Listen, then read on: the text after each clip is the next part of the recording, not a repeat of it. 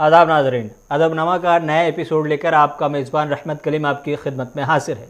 अदबनामा में आज जिस शख्सियत को हमने मदऊ किया है वो शख्सियत उर्दू अदब में निस्वानी आवाज़ की नुमाइंदगी करने वालों की फहरिस्त में सबसे तवाना आवाज़ है, जो न सिर्फ उर्दू अदब में ख़वातीन के मसाइल को मुसलसल उजागर कर रही हैं बल्कि हुकूक़ निस्वा के लिए मुसलसल जद्दोजहद कर रही हैं, चाहे अदब का मजाल हो या दिगर शुबा ज़िंदगी।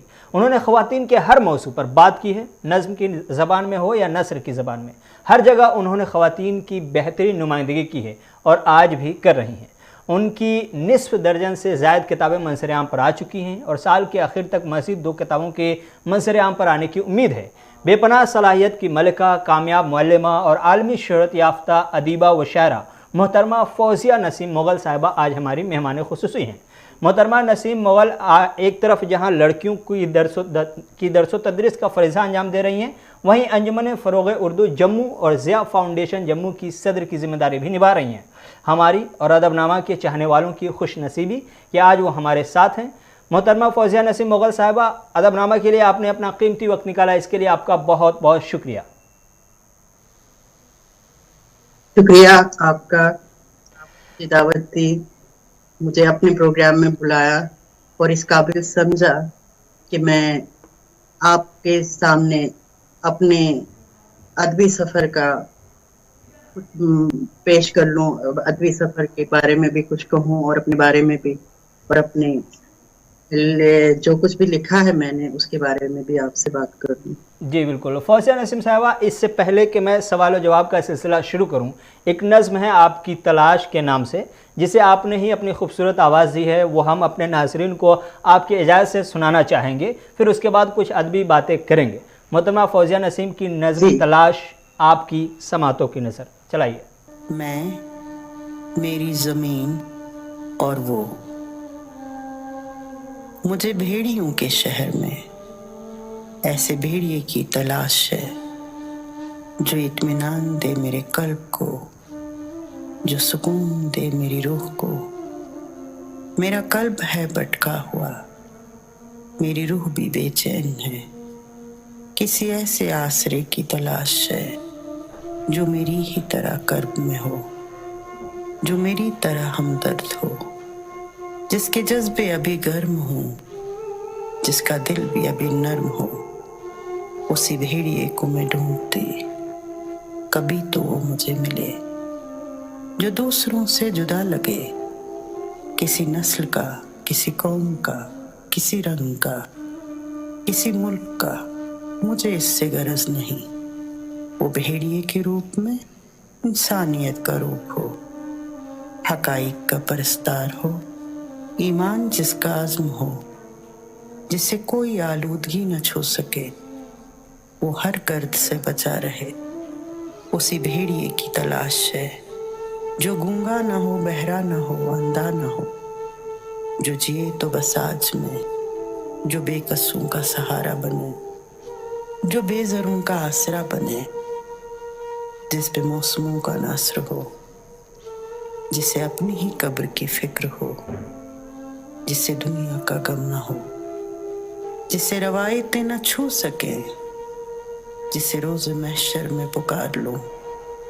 उसी हमदर्द की तलाश है मुझे भेड़ियों के शहर में, मेरे हम सफ़र की तलाश है जो मिला मुझे बहुत देर से, जिसे गर्ज मुझसे न कभी रही, जो दूसरों के कल्ब में था, वो भी दूसरों का हमदर्द था।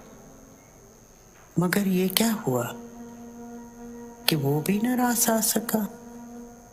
शहर के सारे भेड़िए उस पे जब टूट पड़े, जो न झूठा था न ही बेदर्द था।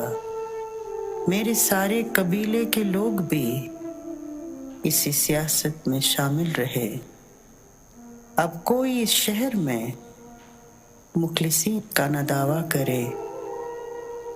मोहब्बतों की नवीद से सारी ज़मीं लरज़ गई। सारे के सारे भेड़िए अपने बिलों से निकल पड़े। उसी मुखलिस के कत्ल में सभी भेड़ियों के झुंड लगे। कोई अपने कुंबे के पाले हुए, जिन्हें खुद मैंने निवाले खिलाए हुए, वो नाशुक्रे सारे के सारे नंगे हो गए सामने हमारे। क्यों उन्हें शर्म न आई, क्यों उन्हें अंधा कर गई। आदमखोर हर जगह पाए, अभी तलाश मेरी खत्म न हुई। तेरी मोहब्बत की कायनात में मोहब्बत के लिए तरस गई। मुझे उस भेड़िए की तलाश है जो सबसे अलग अपना सा लगे। उसी भेड़िए को मैं ढूंढती, कहीं तो उसका निशा मिले। थक हार के मैं बैठ गई उन्हीं भेड़ियों के दरमियां, कभी मुझ पे हंसते हुए, कभी मुझ पे रोते हुए। मेरे भेड़ियों के झुंड में अपने से भेड़िए तलाशती रही। मेरी आंखें भी नम हुई, मेरी रूह भी जख्मी हुई। मेरे बदन पे खरोंचें लगी, मेरे कबीले को खुशी हुई। सभी भेड़िए टूटे तो इंसानियत का निशान था। मुझे उस भेड़िए से अलग किया जो मेरी तरह भेड़िए के रूप में इंसानियत का रूप था, इंसानियत का रूप था। मोहतरमा फौजिया नसीम साहबा, जब मैं पहली बार इस नज़्म को सुन रहा था तब भी मैं जुमूद की कैफियत में था और अब भी हूँ। मैं आपसे जानना ये चाह रहा हूँ कि इस नज़्म के बारे में, इसके पस मंज़र के बारे में अगर आप कुछ कहना चाहती हैं। ये मैंने 2008 में लिखी थी जी। जब यहाँ जम्मू के हालात थोड़े खराब हो गए तो नारे लगने लगे, तो उस टाइम मुझे ख्याल आया कि नहीं, इस तरह का एक मंजर पेश हुआ। तो उस टाइम उन हालात को देख के मैंने ये लिखा अपनी जमीन पे कि मेरी जमीन ऐसा पुकार रही है, एक मदर की तरह पुकार रही है जी। और ये कह रही है कि मुझे भेड़ियों के रूप में कि भेड़िए की तलाश है। तो फिर जिस वक्त इंसान इंसानियत से गिर जाता है जी, इंसान होने का सबूत नहीं पेश करता है, तो कहीं ना कहीं हमारा ये कलम उठता है और उस पे लिखना शुरू कर देता है। तो कुछ जी, पता नहीं चलता कहाँ से कहाँ पहुंचता, जी। एक सोच को लेकर। फौजिया नसीम साहबा, आपकी बेशतर तसानीफ में ख़वातीन के मसाइल पर सैर हासिल गुफ्तगू की गई है। क्या आप हमारे नाज़रीन को ये बताएंगी कि मौजूदा वक्त में ख़वातीन की खुद मुख्तारी का जब अलम बुलंद करने की कोशिश की जा रही हो, ऐसे में ख़वातीन को किन किन मसाइल का सामना करना पड़ रहा है? ख़वातीन के मसाइल कभी ख़त्म होते नहीं है। यहाँ तक जितनी भी तरक्की कर ले तो उसके मसाइल डबल ही होते जाते हैं। अच्छा। चाहे वो कितना भी पढ़ लिख जाए तो एक मसला अगर घर का हल भी हो जाता है, छोटी छोटी बातें जिनको हम मसाइल कहते थे पहले टाइम में, वो इतने बड़े मसाइल नहीं थे। अच्छा। जितने बड़े मसाइल आज कल, जैसे पढ़ लिख के एक लड़की जो है बड़ी पोस्ट पे भी होगी, एम्पावरमेंट की बात जब हम करते हैं, तो फिर भी कहीं ना कहीं वो अंदर से अकेली हो जाती है जी। उस नाम और शोहरत के साथ भी वो अपने आप को एक मशीन की तरह ही समझती है कि मुझसे काम लिया जा रहा है। बेशक मैं इस वक्त अपने मर्जी से अपने कपड़े पहनती हूँ, अपनी मर्जी से खाना खाती हूँ, अपनी मर्जी से बाहर निकलती हूँ, लेकिन वो मर्जी भी नहीं होती है, वो एक किस्म की पाबंदी होती है उस पर। अच्छा। उसको लाना है, कमाना है, खिलाना है, अपने आप को अपडेट रखती है, लेकिन कहीं ना कहीं वहीं के वहीं उससे ज्यादा बड़े मसाइल पैदा भी होते हैं। जी। उर्दू अदब में निस्वानी आवाज़ की नुमाइंदगी धीमी पड़ती जा रही है। क्या आप ये मानने को तैयार हैं कि उर्दू अदब में ख़वातीन की नुमाइंदगी कम हो रही है? बिल्कुल, पहले से ही कम थी, लेकिन हमारी रियासत में तो वैसे ही कम थे। तो उर्दू का जहां तक ताल्लुक है तो उर्दू वैसे ही कम हो रही है, ख़वातीन की बात ही नहीं। ये तो वैसे ही एक ऐसा लिखना या शायरी करना एक ऐसा फन है जो औरतों को एक अजीब सी मखलूक बना देता है जी। कि आम सी एक औरत जिससे एक एक्सपेक्ट किया जाता है कि वो सिर्फ खाना बनाए, बच्चे संभाले, घर में रहे, उस पे एडिशनल जब वो काम भी करती है, जॉब करती है, कमाती है, उसके बाद अगर ये लिखने का भी वो एक और अपने ऊपर एक जिम्मेदारी जो है वो उस पे आ जाती है, हिचकिचा जाती है। पहले से ही वैसे सारी डरती थी अपने नाम से, जो जो लिखती थी वो भी दूसरे नाम से लिखती थी, अपने एक नाम से नहीं। तो मैंने कोशिश की कि लिखूं, और बहुत सारा जो है जो लिखा हुआ था 15-20 साल जो मैंने छुपा के ही रखा था, कहीं ऐसा ना हो कहीं कोई गलत इसका मतलब ना लगे। अच्छा। तो आज भी उस हिसाब से लिखने में क्या है कि उर्दू अदब जो है इसमें काफी इंसान को, उर्दू एक बहुत शाइस्ता, बहुत खूबसूरत जुबान है, और इस जुबान को इतनी ही खूबसूरती से अदा भी किया जाना चाहिए, इतनी खूबसूरती से इसको समझने की जरूरत है। तो वो जो लोग समझते हैं उर्दू को, जो इसकी इज्जत करते हैं, वो शायद लिख पाए आगे। तो नई जनरेशन से मिलते हैं हम लोगों को, तो पैसे ही कम हो गया है। कुछ ही खितों की जुबान रह गई है यहाँ पर भी, जैसे हमारी चिनाब वैली की बात है, वहाँ उर्दू अच्छी पढ़ी जाती है, लिखी जाती है। पुंछ, रजौरी, पंजाबी है, कुछ भी, बाकी डिस्ट्रिक्ट्स में तो बहुत कम। यहाँ जम्मू में तो बहुत कम स्कूलों में भी ये उर्दू पढ़ाई जाती है। अच्छा। ख़वातीन के एक तबके का ये ख्याल है कि उर्दू अदब में मर्दों का गलबा है, उन्हें ज़्यादा मौक़े फ़राहम न किए जाने का शिकवा है। क्या आप भी ये मानती हैं कि ख़वातीन को ज़्यादा मौक़े फ़राहम नहीं किए जा रहे हैं, और इस तरह की सूरत हाल से आप भी दो चार हुई हैं? जी, ऐसी बात नहीं है। मुझे अगर किसी ने सुना तो वो मर्दों ने ही सुना अपनी। बहुत बार तो ऐसे होता है कि कुछ लोग ऐसे कहते हैं, करो करो तारीफ इनकी, अपनी मुखालफत करो, सुनो और तालियां बजाओ, ये मर्दों के खिलाफ लिखती है। तो ऐसा नहीं है, मर्दों ने मुझे सुना, मर्दों ने ही मुझे परवान चढ़ाया। जब मैं लिखती थी, तो जब बदरवा थी मैं, तो लिखती थी और रखती थी। अच्छा। स्पीचेस वगैरह तो देती थी, लेकिन वो सिर्फ एजुकेशन अपने डिपार्टमेंट के थ्रू, या किसी और कोई मुझे कहते थे कि आप कुछ बोलो, तो जनरल टॉपिक्स पे बोलती थी। इस तरह के नहीं, कभी कभार बोल लेती थी। लेकिन यहाँ पे जब मैं आई, तो जब लोगों ने मुझे सुना, तो उन्होंने मुझे बहुत अप्रिशिएट किया। मैं नहीं मानती कि मर्दों ने मुझे बहुत अप्रिशिएट किया, और उन्होंने ही एनकरेज किया। जब उन्होंने सुनी मेरी बातें, जब उन्होंने मेरा लिखा हुआ सुना, तो उन्होंने मुझे बहुत, यहाँ अदबी कुंज एक ऑर्गेनाइजेशन है, काफी पुरानी है, तो उन्होंने मुझे शाम तालिब साहब ने कहा कि हमारे यहाँ आ जाए कभी, हम संडे को वहाँ स्कूल में देखते हैं, तो आप तुम्हें वहाँ जाने जगह संडे। तो मुझे बहुत ये एहसास हुआ कि नहीं, यहाँ स्कोप है, अगर औरत बोले तो सुनने वाले हैं। अच्छा। और ये जो अदबी माहौल होता है, इसमें ये बहुत खूबसूरत माहौल होता है। यहाँ पे बहुत अच्छे लोग हैं। अच्छा। आपको आगे बढ़ने के लिए उन्होंने बहुत मुझे आगे बढ़ने में मदद की। अच्छा। शाम तालिब साहब ने।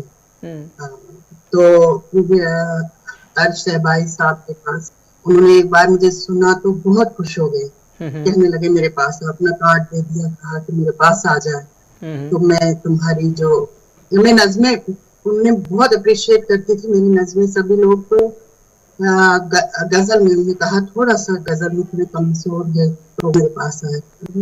यही ऐसे ही थी, मुझे स्कूल वगैरह स्टूडेंट्स में ही ज्यादा बिजी रहती थी, तो फिर उन्होंने मुझे कहा कि मेरे पास है।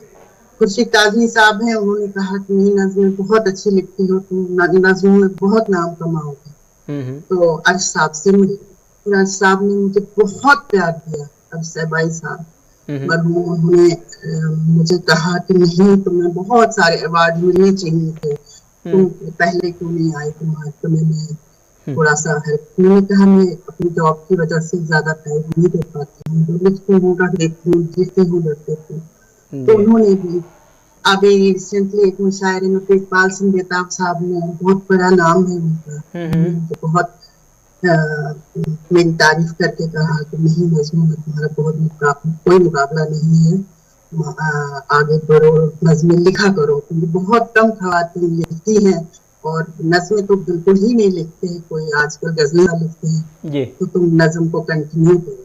मेरे लिए बहुत बड़ी बात है कि लोगों ने मुझे बहुत अच्छे मौके फराहम किए। अच्छा, कुछ और सवालात इंटरव्यू में शामिल करेंगे, लेकिन उससे पहले फौजिया जी आपसे दरख्वास्त है कि आप अपना कोई ताज़ा कलाम हमारे नाज़रीन को तोहफे में अगर पेश करें तो मेहरबानी होगी।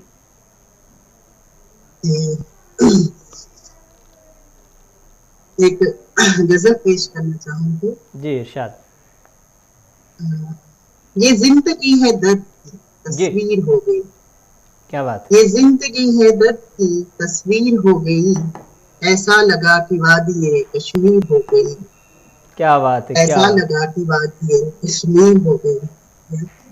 किस दर्जा तेज हो गई है दिल की धड़कनें, किस दर्जा तेज है दिल की धड़कनें, जब किसी के आने में ताखीर हो गई। क्या बात है, बहुत खूब। Thank you. दिल में ख्याल आया जी, ये सब गलत हुआ। दिल में ख्याल आया ये सब गलत हुआ। ये सब गलत हुआ जी। हर बात दिल की खत में जब तहरीर हो गई। क्या बात है, बहुत खूब। हर बात दिल की खत में जब तहरीर हो गई। बहुत खूब। रुसवाइयाँ मिली हैं मोहब्बत की राह में। जी जी। रुसवाइयाँ मिली हैं मोहब्बत की राह में जी। ये कम है मेरी इससे है तशहीर हो गई। क्या बात है, बहुत खूब। ये कम है मेरी इससे तशहीर हो गई। शुक्रिया जी। दरकार मुझको कुछ नहीं जी। उनके सिवा जिया। जी। दरकार मुझको कुछ नहीं उनके सिवा जिया। जी। वो मिल गए तो ख्वाब की ताबीर हो गई। क्या बात है, बहुत खूब। वो मिल गए तो ख्वाब की ताबीर हो गई। बहुत खूब, बहुत। गुजरे हैं जिस भी रह गुजर से वो कभी जिया। जी। गुजरे हैं जिस भी रह गुजर से वो कभी जिया। जी जी। जो जेरे पाथी मिट्टी वो अक्सर हो गई। क्या बात है, बहुत। जो जेरे पाथी मिट्टी वो अक्सर हो गई। बहुत खूब। मोहतरमा फौजिया, ख़वातीन के मसाइल पर बहुत कुछ लिखा गया है। लिखने वालों में मर्द हजरात की तादाद औरतों के मुकाबले में कहीं ज़्यादा है, लेकिन अदीबा होने के नाते जब आप उन तख्लीक़ात को पढ़ती हैं तो क्या किसी कमी का एहसास होता है? जी होता है। जी। मेरे पास नहीं है, मैंने एक गजल लिखी है इसी पे कि मेरे गेसों मेरी आंखों मेरी नाक मेरे नक्शे मेरे होंठों मेरे जिस्म हर एक चीज की तारीफ हर शायर ने की है। जी। लेकिन मुझे गिला इस चीज का है कि कभी किसी शायर ने मेरे दिमाग के बारे में नहीं लिखा, मेरे जहन के बारे में नहीं लिखा। जी। मेरी जहनी खूबसूरती के बारे में नहीं लिखा। जी। तो इस चीज का मुझे गिला है कि औरत की खूबसूरती उसके जहन में है, उसकी खूबसूरती जाहिरी खूबसूरती में नहीं है। जो देखा भी गया है और परखा भी गया है कि जहनी खूबसूरती ही असली खूबसूरती होती है। तो अगर जहन को मद्देनजर रखा जाए या रूह को रखा जाए तो उस पे लिखा जाए, तो उस पे काम हो तो वो ज्यादा बेहतर। जी। उर्दू ज़बान व अदब की मजमूई सूरत हाल के हवाले से एक सवाल मेरा ये है कि जो मजमूई सूरत हाल है उस पर आपकी क्या राय है? क्या आप भी मानती हैं कि नई नस्ल उर्दू से दूर हो गई है? जी, नई नस्ल को उर्दू से दूर मैं अब क्या कहूँ कि हो गई है या करवाया गया है। जी। उर्दू से दूर करवाया गया है, क्योंकि जब हम ये हर वैसे कि हर कंट्री में ही होता होगा, हम पे अंग्रेजों की हुकूमत रही है। अंग्रेजों ने यहाँ इतने साल हुकूमत की है और गुलाम बना के रखा है, तो हमारी हर चीज में उन्हीं का कल्चर चल रहा है। तो वो हमने उस टाइम भी अगर आज़ादी के बाद कहीं न कहीं उर्दू हिंदी संस्कृत पे जोर दिया होता तो शायद, लेकिन तब बहुत सारे लोग पढ़ते थे, उर्दू पढ़ते थे, उर्दू समझते थे। आज उर्दू समझने वालों की भी कमी है। अगर हमने आज उर्दू देना है तो हमने उर्दू आम फहम ही देना होगा। आम फहम जिस तरह से आज तो वो धोती वगैरह कोई पहनता नहीं है, तो जिस वक्त हमें लिबास अंग्रेजों का आ गया, हमें खाने पीने की आदत तो अतवार भी उनके ही आ गए हमारे में, तो इसी तरह इंग्लिश भी जो है हमें विरसे में मिल गई। हम इसी को समझते हैं, हम मॉडर्न हैं। तो उर्दू को ऐसे अगर आज कोई पीएचडी करता है या एमए उर्दू करता है तो ऐसे लगता है कि उर्दू जो है ये नालायक स्टूडेंट रहा होगा इसलिए उर्दू में आगे चला गया। तो इसको इस नजर से देखते हैं, और सबसे ज्यादा नुकसान जो है उर्दू वालों ने ही उर्दू का किया। क्योंकि जो रोटी खा रहे हैं उर्दू की, वो उर्दू को हकीर समझ रहे हैं। वो उर्दू कहने में, उर्दू में बात करने में उनको शर्म महसूस हो रही है। तो इस वजह से ये पिछड़ती गई। हालांकि इसका ये हमारी जुबान थी, हमारे हिंदुस्तान की जुबान थी, हमारी आज़ादी दिलवाई इस जुबान ने। इसने बहुत कुछ सहा इस जुबान में, और फिर भी ये तरक्की करती गई। और अगर अब भी इसको संभाला जाए तो असल बेसिक ये जो है जुबान जो है अगर समझा जाए तो हमारी हिंदुस्तानी जुबान ही उर्दू है। उर्दू की पैदाइश यहाँ हुई, उर्दू पनपी यहाँ पे, और उर्दू ने ही हमें और सबको संभाला। आज़ादी का भी जो ख्वाब था वो उर्दू के जरिए ही पूरा हुआ। मोहतरमा फौजिया, आपने जिस सच्चाई का एतराफ़ किया है उसके बाद एक सवाल बर्दाश्त कीजिएगा। एक बच्चे की पहली दरसगाह या तरबियतगाह माँ की गोद होती है। वालिदैन को चाहिए था कि वो अपने बच्चों को बचपन में ही उर्दू ज़बान के करीब लाए, लेकिन मौजूदा सूरत हाल को देखते हुए एक सवाल जहन में ये आ रहा है कि क्या नई नस्ल की उर्दू से दूरी के असबाब में वालिदैन की अपनी जिम्मेदारी पूरी ईमानदारी के साथ न निभाना अहम वजह मानती हैं आप? वालिदैन भी क्या करने, वालिदैन का कुछ नहीं, इसमें कोई रोल नहीं है। अब मैं अपनी बात, अपने घर की बात बताती हूँ। मैं हमारे घर, मेरी दादी भी एक शायरा थी, वो कश्मीरी में लिखती थी। वो जनाब वैली की पहली साहिब किताब खातून है। तो जब वो लिखती थी तो वो कहती थी कि बच्चों, मुझे लिखवाने के लिए, कश्मीरी लिखवाने के लिए कहीं जाना पड़ता है, किसी और से लिखवाना पड़ता है। जिसका ये नुकसान हुआ कि उन लोगों ने मेरी दादी का कलाम जो है वो अपने नाम से छाप दिया। चेंजेस थोड़ी बहुत की होंगी।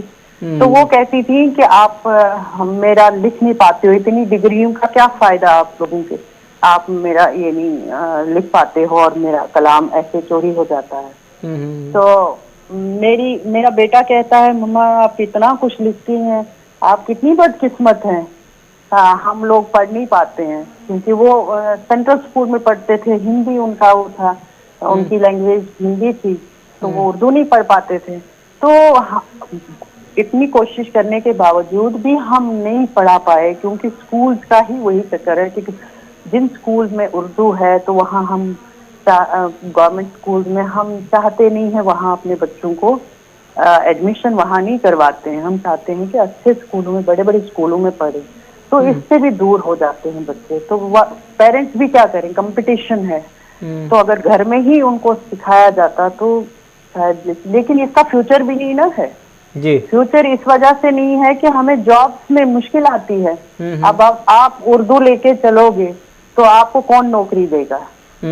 तो इस वजह से भी उर्दू जो है पीछे हो रही है उस हिसाब से जी। जिसको खुद ही उर्दू से इश्क होगा, उर्दू से प्यार होगा, वो खुद ही कहेगा। तो बच्चे के पास इतना कुछ नहीं होता है और पेरेंट्स के पास भी ऑप्शंस नहीं होते हैं जी। इतने सारे। क्योंकि गवर्नमेंट स्कूल में उर्दू के अच्छे टीचर्स मिलते हैं, लेकिन प्राइवेट स्कूल में उनको गुजारा करना पड़ता है। मोहतरमा फौजिया, इन दिनों जो मुशायरे हो रहे हैं, चूँकि आप शायरा हैं इसलिए ये सवाल ज़्यादा अहम है आपके लिए, कि इन दिनों जो मुशायरे हो रहे हैं जिन्हें स्टेज मुशायरा कहा जाता है, जिसके कन्वीनर बिजनेसमैन या सियासी रहनुमा होते हैं आमतौर पर, जहां उर्दू का कम और शायरों का बड़ा माली फ़ायदा होता है। ये तस्वीर मीर गालिब के शहर में होने वाले मुशायरों की है जो हमने आपके सामने रखी, आपने देखी भी होगी। सवाल ये है कि जम्मू कश्मीर में जो मुशायरे होते हैं क्या इससे मुख्तलिफ होते हैं, या जो कुछ दिल्ली और मीर गालिब के शहर में हो रहे हैं, इस पर आपकी क्या राय है? यहाँ जो मुशायरे होते हैं हर एक अपने अपने हिसाब से अपने अपने ढंग से कर लेता है जी। वो यहाँ पे उस हिसाब के उस एंगल के होते भी नहीं है। एक है हमारे पास यहाँ कल्चरल एकेडमी जो है जो मुशायरे वगैरह करवाते हैं, यहाँ तो सेक्शन भी नहीं है, वहाँ पे उर्दू सेक्शन भी नहीं है। तो ये भी एक कमी होती है। उर्दू की एकेडमी हो तो फिर भी मुशायरे वगैरह करवा लेते हैं, तो यहाँ तो कभी कभार किसी की याद में करवा दिया मुशायरा, या पहले एक वुमेन डे पे होता था मुशायरा 8 मार्च को, तो वो भी 2-3 साल से बंद कर दिया। तो जब इनकी मर्जी होती है तो तब करवा लेते हैं, तो आम लोगों को उस हिसाब से बुलाना इनको मुश्किल हो जाता है, उस हिसाब से मुशायरे नहीं होते हैं। जिस तरह से जैसे अगर आप कुल मुशायरे की ही बात कर लें तो वो कौन लोग वहाँ पे सिफारशी लोगों को ही वहाँ पे पहुंचाया जाता है मुशायरों में। तो ये ध्यान दिए बगैर कि हमारा मुशायरा कामयाब होगा नहीं होगा, हम ऐसे शोरा को आगे ला रहे हैं। पिछले कुलहीन मुशायरे की ही बात करें, कहीं फेसबुक से ही वो सोशल मीडिया से ही कहीं 4-5 लोग लाए थे। फिर जिस वक्त वो यहाँ एक लड़का वो पढ़ रहा था अपनी कोई गजल, अपनी कहाँ थी वो किसी पाकिस्तान की किसी की थी जी। तो उसी टाइम वो हो गया, एक्सपोज भी हो जाते हैं। तो इस तरह की आजकल ये जो है दूसरे का कलाम पढ़ना तो वाहवा जो है वो बटोरना, तो इस तरह का एक तो ये बिजनेस बन गया हुआ है। तो सस्ती शोहरत भी मिलने लगी है, बहुत आसानी से लोगों को शोहरत भी मिल रही है। मुताला बहुत जरूरी है। ये जरूरी है देखना कि सचमुच शायर अपना कलाम पढ़ रहा है या किसी की नकल कर रहा है या किसी और का बता रहा है फेसबुक पे या कहीं और, बहुत सारी साइट्स हैं सोशल मीडिया पे जो आ रहा है, तो वो उनको ही शायर समझते हैं आजकल जी। ये शायर असली शायर जो हैं वो कहीं बेचारे बंद ही रहते हैं। मोहतरमा फौजिया नसीम, चूँकि हमारे पास सवालात की एक लंबी फहरिस्त है लेकिन वक्त की किल्लत है, इसलिए मज़ीद सवालात की गुंजाइश रही नहीं। अलबत्ता आपको एक बार फिर एक और नज़्म या गज़ल के लिए दावत दे रहा हूँ, इसी के साथ हम इंटरव्यू करेंगे और ये तोहफ़ा हमारे नाज़रीन के लिए आपका यादगार होगा इंशाअल्लाह। शुक्रिया। मैं एक नज़्म सुनाना चाहूँगी। नज़्म है वक्त। मैं 21वीं सदी की जुलेखा जी, क्या तुम खुद को बचा पाओगे? अच्छा। या रावण की तरह फिर किसी सीता को धोखे से फंसाओगे? या लक्ष्मण की तरह मेरा नाक काटोगे? अच्छा। या राम की तरह मेरी अग्नि परीक्षा लोगे? क्या बात। या इब्राहिम की तरह मुझे अपनी औलाद के साथ सहरा में अकेला छोड़ जाओगे? अच्छा। या कृष्ण जी की तरह सिर्फ मेरे साथ रात रचाओगे? या बाबा आदम की तरह ही अम्मा हवा का साथ निभाओगे? अच्छा। अपनी जन्नत छोड़ आओगे? क्या बात। जहाँ से सफर शुरू किया था वैसे ही मेरे साथ साथ रहोगे? अच्छा। तुम अगर यूसुफ हो तो अपने कुर्ते का जायजा भी लो। अच्छा। हाँ जी। मुझ पर तोहमत लगाने के लिए पूरा मुआशरा ही काफी है। बहुत खूब। आज उस मरियम के पेट से पैदा हुआ ईसा पैदा होते ही अपने पैदा होने की गवाही भी नहीं दे सकता। और हाजरा के बेटे इस्माइल के पाँव के नीचे से जमजम भी नहीं फूट सकता जी। मैं तो आज भी कूफा के मैदान में सर नंगा करके खुले आसमान के तले अपने आप पर और अपनों पर चीख कर मातम कर रही हूँ। क्या बात है। मैं दरियाए फरात के किनारे खुद अपना खीमा गाड़े वक्त की यजीद और उसकी फौज से पानी के चंद कतरों की तलबगार हूँ। यजीद से मुझे किसी भी कतरे की उम्मीद नहीं, क्योंकि खुलफाए वक्त में मेरे प्याले में भी छेद कर रखा है। क्या और मेरे हाथों को भी बांध दिया है। क्या बात है। बहुत खूब, बहुत खूब, ज़बरदस्त, बहुत अच्छी नज़म है, बहुत अच्छी तस्वीर कशी भी है। मोहतरमा फौजिया नसीम साहबा, आपने हमारे तमाम सवालों का बड़ी बेबाकी के साथ जवाब दिया। ख़वातीन के मसाइल के साथ साथ उर्दू अदब की सूरत हाल पर भी रोशनी डाली। जिन मसाइल की तरफ आपने इशारा किया है, उम्मीद है उर्दू बिरादरी उस पर ध्यान देगी और उसके हल के लिए कोई रास्ता निकालेगी। इसी नेक उम्मीद के साथ अदबनामा का ये एपिसोड यहीं पर ख़त्म हुआ चाहता है। अपने मेज़बान रहमत कलीम को दीजिए इजाज़त। खुदा हाफिज़।